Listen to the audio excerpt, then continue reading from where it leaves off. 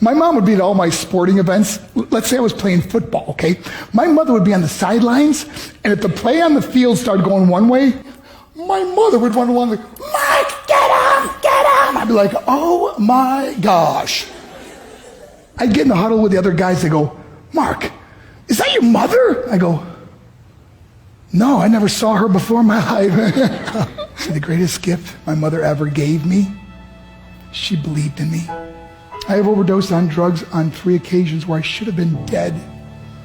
But I believe I was kept here for a reason.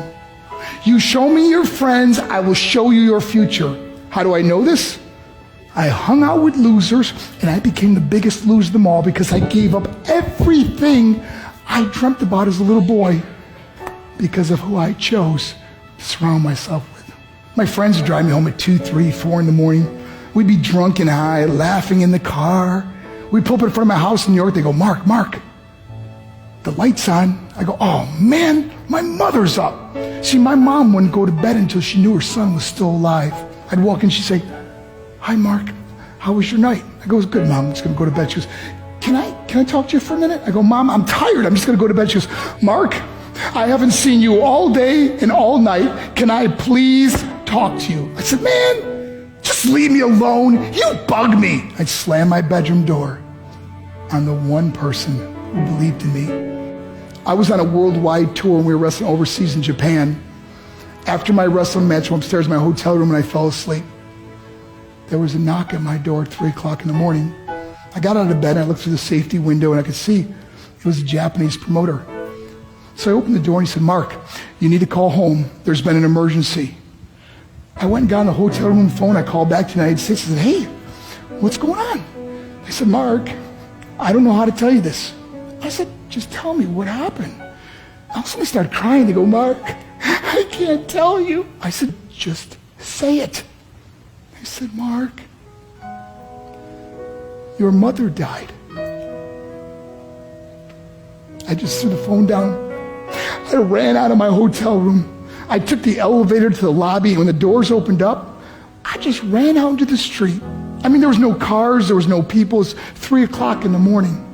And I walked down the middle of a street in Hiroshima, Japan, and I remember looking up and just saying, Mom, I am so sorry. I flew home for her funeral, and I was so nervous to walk up to her casket, so I just stood way in the back. And I kept looking from a distance. I kept thinking to myself, Mom, please wake up. Please get up. And then I finally got the nerve to walk up to her. And as I got closer, I could see my mom for the first time. I mean, she was so beautiful. She was dressed in white. I mean, she looked like an angel. And I just stood over it. I said, Mom, you are my hero. Everything I am, everything I hope to be was because of you. You loved me so much. You gave me a life. You're the only one that ever believed in me. How did I repay her? By getting drunk, by getting high, by getting stupid, by hanging out with losers? For what? All she ever wanted to do was talk to me. I wish I could talk to you now, Mom. I wish you could see what I'm doing. Why couldn't I have been a better son? We are defined by our choices. But if you surround yourself with people involved in drugs and alcohol and pills, it's a dead end. I'm not here to preach to you. I'm here to tell you I lived that life. It leads to broken hearts, broken relationships, broken dreams, and death. For what? To get high? If you have a mother or a father, when you go home, tell them how much you love them. See, my whole life was about being rich and famous. I had to be a millionaire. I had to win the race. I had to win the race at the expense of my marriage, my family, my friends. For what?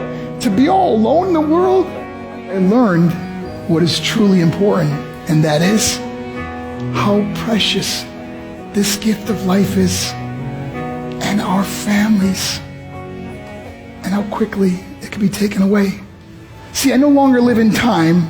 I live in moments. See, it's not what's in your pocket that matters. It's what's in your heart that truly matters. Love Love is just a word until somebody comes along and gives it meaning. You're the meaning.